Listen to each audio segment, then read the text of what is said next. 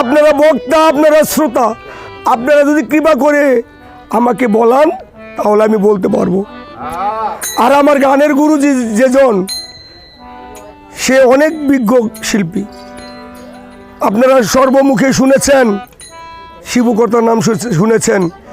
আর সেই শিবু কর্তার ছেলে জন্টু কর্তা, উনি হলো আমার গানের গুরু। তবে জানি না আমি আপনাদের কি বলে সন্তুষ্ট করতে পারবো। যদি আপনারা কৃপা করেন তাহলে আমি রামায়ণ গ্রন্থের 2-4টা কথা আলোচনা করতে পারবো। আর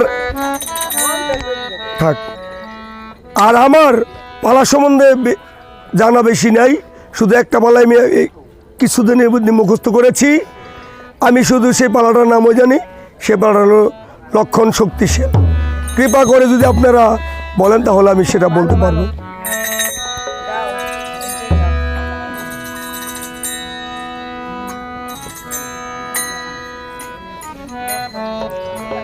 মামা দূরে তো বুঝিনি বাবা, সামনে এলে একটু ভালো হয়। এদিকে আয় পড়েন।